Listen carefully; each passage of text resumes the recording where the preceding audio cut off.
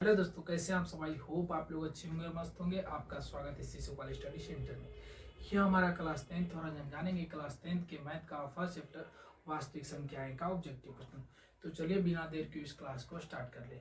सबसे पहले यहाँ पे समझिएगा आप लोग, हम कोई भी चैप्टर पढ़ेंगे ना तो उससे पहले हम बेसिक कॉन्सेप्ट को जानेंगे, ताकि जब हम प्रश्न को सोल्व करें तो कोई दिक्कत ना आए। तो चलिए हम सबसे पहले जानते हैं बेसिक कॉन्सेप्ट को। तो जीरो लेवल से पढ़ेंगे, आप लोग वीडियो के लास्ट तक बने रहिएगा। देखिए, सबसे पहले हम लोग जानेंगे, पहला नंबर जो जानेंगे ना वो जानेंगे हम प्रकृत संख्या। तो प्रकृत संख्या आप लोग को पता है, तो आप लोग कमेंट करके बताएगा प्रकृत संख्याएं। प्रकृत संख्याएं हम कहते किसको है तो समझिएगा, अंग्रेजी में इसको क्या बोलते हैं, नेचुरल नंबर। इसको बड़ी एन द्वारा सूचित करते हैं। देखिए, प्रकृत संख्या एक से शुरू होता है और ये कहाँ तक जाता है, अनंत तक। हम कह सकते हैं गिनती की संख्या को प्रकृत संख्या कहते हैं, या हम दूसरे तरीके से कह सकते हैं कि एक से शुरू होने वाली संख्या को क्या कहते हैं, प्रकृत संख्या कहते हैं। जैसे देखिए 1 2 3 4 5 डॉट डॉट डॉट, कहाँ तक जाता है, अनंत तक जाता है। तो एक से शुरू होने वाली संख्या को क्या बोलेंगे, प्रकृत संख्या बोलेंगे। अगर आपसे कोई पूछ दे कि बताइए सबसे छोटी प्रकृत संख्या क्या होता है, तो क्या बोलेंगे, एक होता है। और सबसे बड़ी पूछ दे तो अनंत होता है, क्योंकि हम गिन ही नहीं सकते, तो बता कैसे सकते हैं। अच्छा, कोई भी संख्या को हम गिन पाएंगे तभी ना हम बता सकते हैं कि हाँ इतना होगा। अब गिन ही नहीं पाएंगे तो हम कैसे बताएंगे कि सबसे बड़ी प्रकृत संख्या क्या होगा। तो इसलिए हम बोल देंगे कि अनंत होगा। सबसे बड़ी पूछे था और सबसे छोटी प्रकृत संख्या पूछे तो एक बताएंगे। ठीक है, चलिए अब आगे बढ़ जाते हैं। दूसरा जो हमारा होगा पूर्ण संख्याएं होगा। क्या होगा जी, पूर्ण संख्याएं। अब पूर्ण संख्याएं किसको कहते हैं, तो पूर्ण संख्याएं भी सिंपल है। क्या है, इसको W द्वारा सूचित करते हैं। ठीक है, याद रखिएगा। देखिए, पूर्ण संख्याएं जो होता है ना वो जीरो से शुरू होता है, जीरो से शुरू होता है, कहाँ तक जाता है, ये भी अनंत तक चला जाता है। ठीक है, कहाँ तक, अनंत तक। समझिएगा। तो आपसे कोई पूछ दे कि सबसे छोटी, इसका परिभाषा हम पहले क्या देंगे, तो बोलेंगे शून्य से शुरू होने वाली संख्या को पूर्ण संख्या बोलेंगे। या हम बोल सकते हैं प्रकृत संख्या में शून्य को शामिल करने से बनी नई संख्या को क्या बोलेंगे जी, पूर्ण संख्या बोलेंगे। देखिए, ये एक से अनंत तक प्रकृत संख्या है जी। जब हम इसमें शून्य क्या कर देते हैं, शामिल कर देते हैं, तो क्या बन जाता है, पूर्ण संख्या बोलेंगे। ठीक है, अब देखिए आपसे पूछेगा यहाँ से प्रश्न कैसे, तो बोलेगा कि बताइए यहाँ पर सबसे छोटी पूर्ण संख्या क्या होगा, तो क्या बोलेंगे, शून्य होगा। और सबसे बड़ी पूछ दे तो अनंत होगा। अब देखिए, अब इसमें प्रश्न पूछेगा कैसे, क्या कौन सा टाइप होगा, किस तरह से पूछ दे प्रश्न, कोई पता है नहीं है। तो समझिएगा, आप लोग ध्यान से समझते रहिएगा। देखिए, आपसे कोई पूछेगा प्रश्न कि ये क्या प्रकृत संख्या जो होगा वो पूर्ण संख्या हो सकता है, प्रकृत संख्या पूर्ण संख्या हो सकता है, तो हाँ हो सकता है। अब काहे होगा, चलिए समझिएगा। देखिए, प्रकृत संख्या एक से शुरू होता है और कहाँ तक जाता है, अनंत तक जाता है। समझते रहिएगा। इसको एन द्वारा सूचित करते हैं और W द्वारा किसको, पूर्ण संख्या को सूचित करते हैं। ये कहाँ तक जाता है, पूर्ण संख्या, अनंत तक ये भी जाता है। तो हम क्या बोले कि प्रकृत संख्या को पूर्ण संख्या कह सकते हैं, तो हाँ कह सकते हैं, लेकिन पूर्ण संख्या को हम प्रकृत संख्या नहीं कह सकते। देखिए, प्रकृत संख्या वाला एक से अनंत तक संख्या पूर्ण संख्या में मिल रहा है, एक से अनंत तक, तो हम प्रकृत संख्या तो पूर्ण संख्या कह ही सकते हैं, हाँ कह सकते हैं। लेकिन क्या पूर्ण संख्या वाला पूरा संख्या प्रकृत संख्या वाला मिल रहा है, नहीं मिल रहा है। देखिए, पूर्ण संख्या में जीरो, इसमें जीरो है, बाकी सब संख्या तो मिल रहा है लेकिन जीरो नहीं मिल रहा है। सब संख्या मिलेगा ना तब हम कर सकते हैं, ऐसे हम नहीं कर सकते। क्योंकि देखिए, प्रकृत संख्या वाला पूरा मिल गया तब प्रकृत संख्या का हम पूर्ण संख्या कर सकते हैं। लेकिन क्या पूर्ण संख्या वाला पूरा मिला है, नहीं, तो हम पूर्ण संख्या को प्रकृत संख्या नहीं बोलेंगे। समझ गए हैं। तो चलिए आगे बढ़ जाते हैं। अब तीसरा जो पढ़ेंगे हम पूर्णांक पढ़ेंगे। क्या पढ़ेंगे जी, पूर्णांक।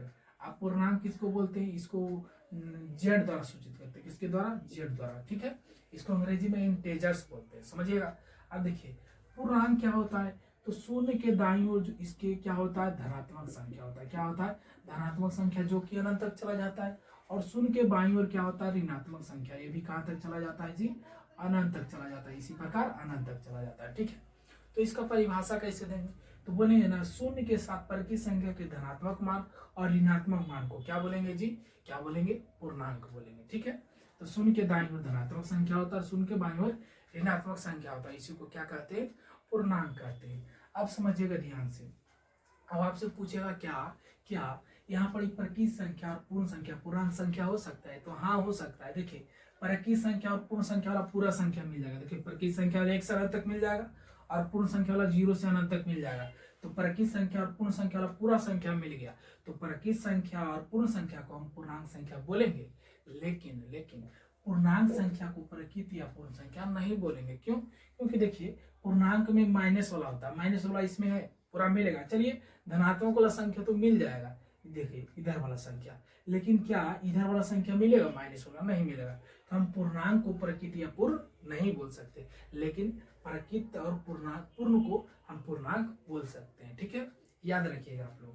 देखिए अब अगला पढ़ते हैं परिमेय। परिमेय संख्याएं क्या बोलेंगे जी? परिमेय संख्याएं, समझिएगा ध्यान से। संख्याएं, इसको अंग्रेजी में रेशनल नंबर बोलते हैं, ठीक है ना। इसको हम क्यू द्वारा सूचित करेंगे, ठीक है। तो परिमेय संख्या का परिभाषा क्या होता है? तो वैसी संख्या जिसे p बटा क्यू के रूप में लिखा जा सकता है उसे परिमेय संख्या कहते हैं। दूसरा इसका परिभाषा है कि वैसी संख्या जिसका पूरा पूरा वर्गमूल ज्ञात हो जाए उसे क्या बोलेंगे? परिमेय संख्या बोलेंगे। तो ये आप लोग दोनों याद रखिएगा। अब चलिए समझते हैं जैसे परिमेय संख्या होता क्या है। तो इसमें एक शर्त होता है। क्या शर्त होता है? कि p और q होना चाहिए, ये पूर्णांक होना चाहिए। क्या होना चाहिए जी? पूर्णांक होना चाहिए। मतलब ये पूर्णांक जो भी बताए ना संख्या, ये पूर्णांक में कोई भी संख्या होना चाहिए, p और q। और देखिए p बटा q के रूप में होना ही चाहिए, तो परिमेय संख्या हुआ। सिंपल बात है, p बटा q के रूप में होना चाहिए। और इसमें शर्त क्या है ना कि q नॉट इक्वल टू 0 होना चाहिए। q नॉट इक्वल टू 0 मतलब बटा मान 0 नहीं होना चाहिए। ऊपर 0 हो जाएगा, p का मान 0 तो चलेगा, वो परिमेय संख्या होगा, लेकिन बटा में 0 हो जाएगा तो परिमेय नहीं होगा। ये याद रखना है, ठीक है।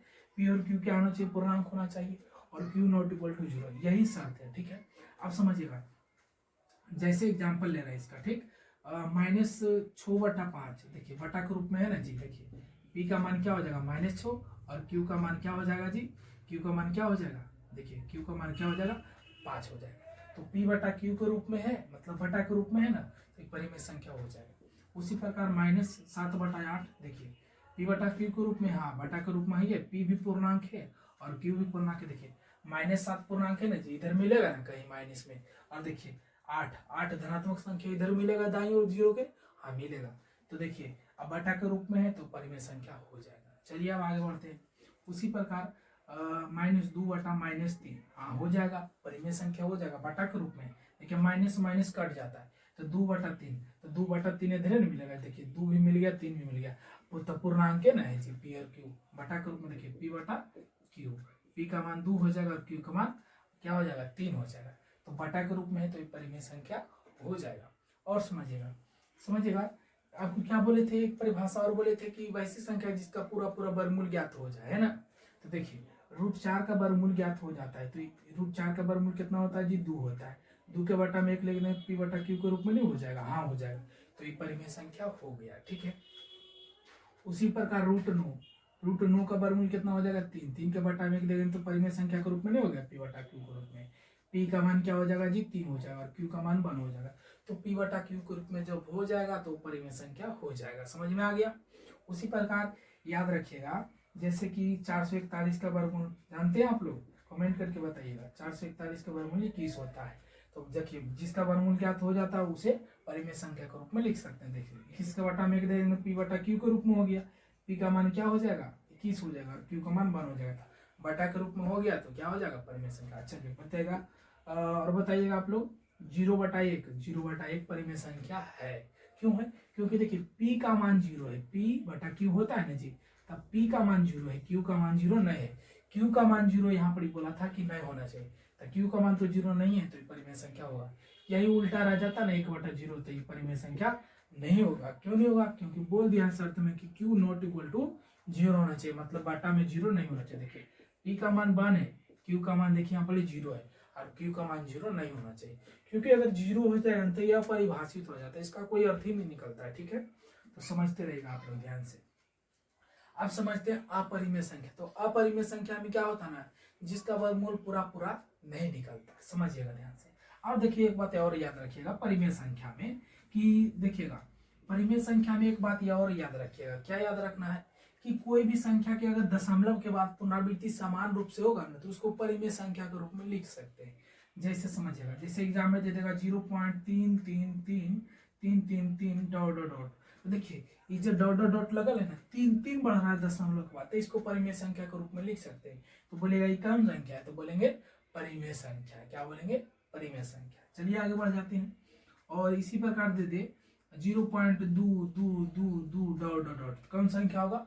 परिमेय संख्या होगा। अगर इसमें डॉट डॉट नहीं लगाएगा तो परिमेय संख्या हो पे करेगा। पॉइंट हटाएंगे बटा में 1 और कई अंक के बाद दशमलव था 1 2 3 4 तो 4 को जीरो पड़ जाएगा। तो 4 को जीरो पड़ जाएगा तो बटा के रूप में हो जाएगा तो परिमेय संख्या हो जाएगा। याद रखना है कि दशमलव के बाद देखना है कि अगर डॉट डॉट लग रहा है समान रूप से बढ़ रहा है कोई संख्या, जैसे देखिए 3 3 3 बढ़ रहा है ना, तो ये परिमेय संख्या के रूप में इसको लिख सकते हैं। समझ में आ गया? चलिए और समझते हैं। जैसे 0.31 ठीक 31 डॉट डॉट डॉट, तो देखिए ध्यान से कि दशमलव के बाद 31 बढ़ रहा है, समान रूप से बढ़ रहा है, तो इसको परिमेय संख्या के रूप में लिख सकते हैं। तो इसको हम परिमेय संख्या कह सकते हैं। ठीक है, चलिए अब आगे बढ़ जाते हैं। अपरिमेय संख्या, तो अपरिमेय संख्या ना परिमेय संख्या के जैसा ही होता है, थोड़ा सा अलग हो जाता है। ठीक है ना, अपरिमेय संख्या बहुत अलग हो जाता है। सॉरी, ध्यान दीजिएगा। अपरिमेय संख्या जो होता है ना, इसमें बताएं कि जिसका वर्गमूल ज्ञात हो जाता है उसे परिमेय संख्या कहते हैं, और अपरिमेय में हो जाएगा कि जिसका वर्गमूल ज्ञात न हो, वैसी संख्या जिसका पूरा पूरा वर्गमूल ज्ञात न हो उसे अपरिमेय संख्या कहते हैं। जैसे समझिएगा, जैसे अपरिमेय संख्या पहले समझते हैं। अपरिमेय संख्याएं, अपरिमेय संख्याएं, इसको क्यू कॉम्प्लीमेंट द्वारा सूचित करेंगे। क्यू पर जब सी दे देंगे तो क्यू कॉम्प्लीमेंट पढ़ेंगे। ठीक है, हाँ, तो अपरिमेय संख्या किसको बोलेंगे? तो वैसी संख्या जिसका पूरा वर्गमूल ज्ञात न हो उसे अपरिमेय संख्या कहते हैं। जैसे √3 का वर्गमूल ज्ञात होगा, √2 का नहीं ज्ञात होगा, न √5 का ज्ञात होगा, न √7 का ज्ञात होगा। समझ रहे हैं ना? तो जिसका वर्गमूल ज्ञात नहीं होगा पूरा पूरा उसे क्या बोल देंगे? अपरिमेय संख्या कह देंगे। समझ में आ रहा है? अब देखिएगा, ये तो समझ में आइए गया कि जिसका वर्गमूल ज्ञात ना होगा उसे अपरिमेय संख्या बोलेंगे। लेकिन एक बात और याद रखना है। क्या? तो देखिए, इसमें हम बताएं कि दशमलव के बाद अगर समान रूप से बढ़ रहा है तो परिमेय संख्या होगा, और दशमलव के बाद समान रूप से नहीं बढ़ेगा तो वह अपरिमेय संख्या होगा। समझिएगा, जैसे 2.12 डॉट डॉट डॉट। देखिए दशमलव के बाद देखना है, जब भी देखना है किसके बाद? दशमलव के बाद। देखिए 1 2 आया, उसके बाद 1 1 आया, उसके बाद 2 1 आया, उसके बाद 1 1 आया, उसके बाद 2 आया। आगे क्या आएगा समझ में आ रहा है? देखिए ना यहाँ पर कि पहले 1 आया, फिर 2 आया, फिर 2 को 1 आ गया, फिर 2 आ गया, फिर 3 को 1 आ गया, उसके बाद 2 आ गया। आगे क्या आएगा क्या पता है? 4 को भी आ सकता है, 5 को भी आ सकता है, 6 भी आ। क्या क्या अंकों दशमलव के बाद जो है समान रूप से बढ़ रहा है? नहीं, समान रूप से नहीं बढ़ रहा है, या समान रूप से बढ़ रहा है। देखिए अगर 1 1 1 हर जगह बढ़ता ना समान रूप से, मान लीजिए कि यहाँ भी 2 को 1 है, यहाँ भी 2 को 1 है, तब समान रूप से बढ़ता तब। जैसे समझिएगा 2.11, जैसे 1 2 1 1 1 2 1 1 1 2, तो देखिए ना, मान लीजिए कि 1112 हो गया, 1112, यहाँ भी डॉट डॉट लगा देते हैं, 1112 हुआ जी, 1112 1112, तो देखिए 1112 1112 समान रूप से बढ़ेगा, है कि नहीं? तो ये परिमेय संख्या हो गया। क्या?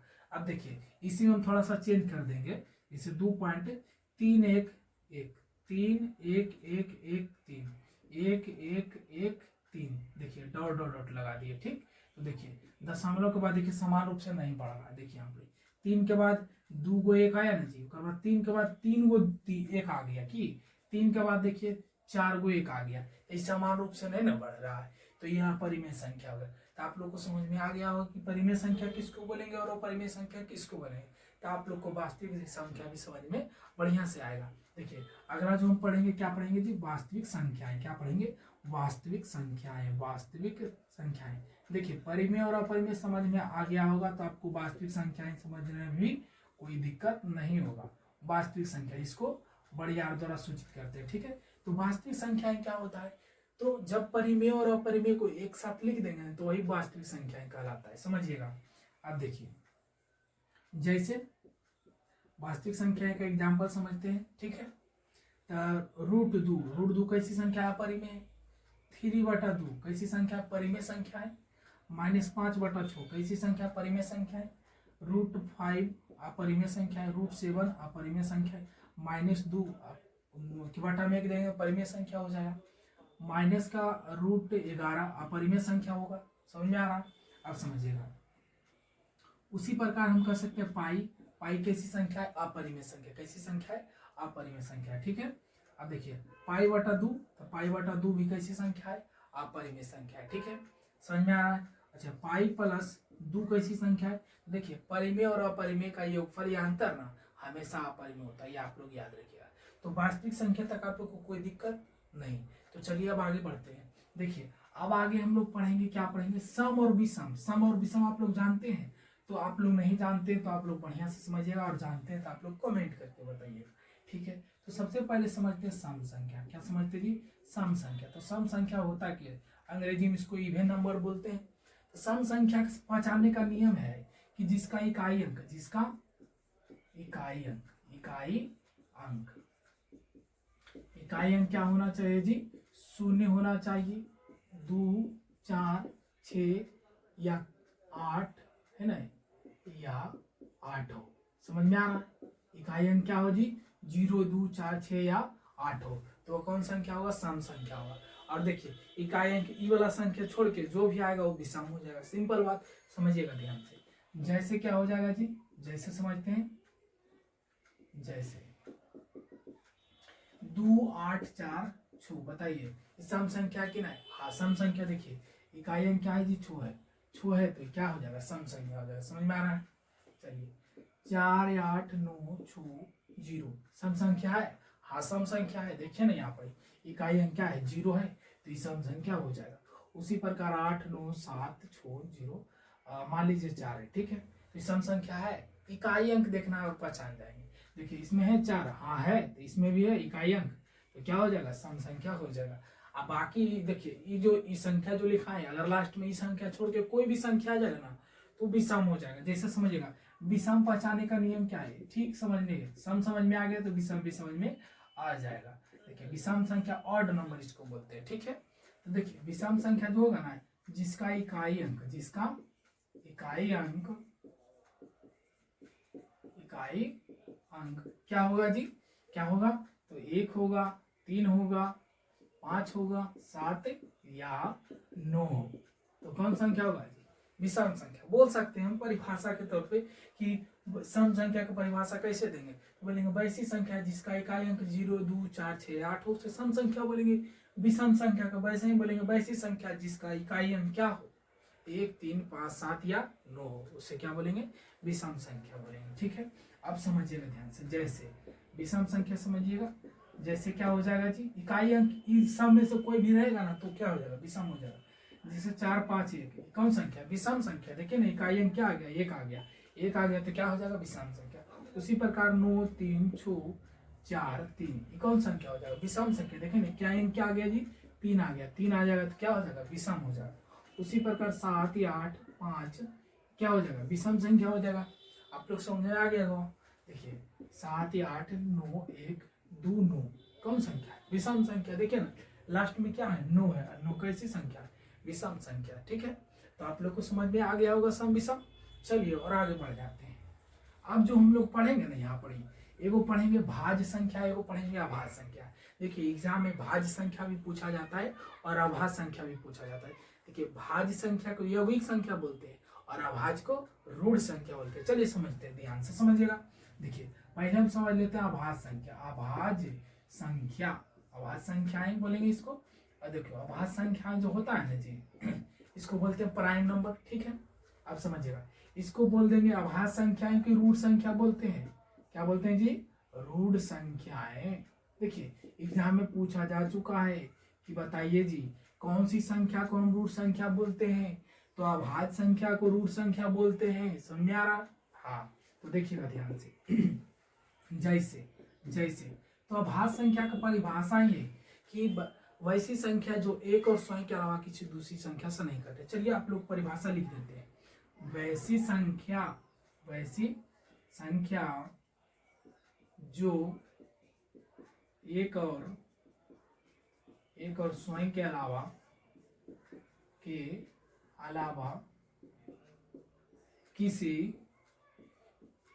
किसी दूसरी संख्या से नहीं कटे। समझ में आ रहा है, नहीं कटे, उसे क्या बोलेंगे जी, अभाज्य संख्या बोलेंगे। अभाज्य संख्या को रूढ़ संख्या कहते हैं। चलिए समझिएगा, जैसे एक और स्वयं के अलावा नहीं कटना चाहिए। जैसे समझिएगा, अब बोलिएगा सर एक ले लीजिए, तो एक नहीं भाज्य होता है ना अभाज्य होता है। अच्छा बताइए, एक तो अपने से कटेगा लेकिन अकेले से कटेगा, ये तो अकेले है, ये राजा है और राजा अकेले होता है। समझ रहे हैं? तो ये नहीं भाज होगा नहीं अभाज होगा। समझ में आ रहा है? चलिए आगे बढ़ जाते हैं। जैसे दू होगा, दू जो होगा ना, ये दू जो है ना वो सम भी है और अभाज भी है। आपसे एग्जाम में ये भी पूछ देगा कि बताइए कि कौन अभाज्य संख्या जो सम भी है, सबसे छोटी में पूछेगा। पहले सबसे छोटी सम एवं अभाज्य संख्या कौन है? तो सबसे छोटी सम एवं अभाज्य संख्या क्या है? दो है। ठीक है, ये सम भी है अभाज्य भी है, और भी अभाज्य कोई मिलबे नहीं करेगा जो सम होगा, समझे ना?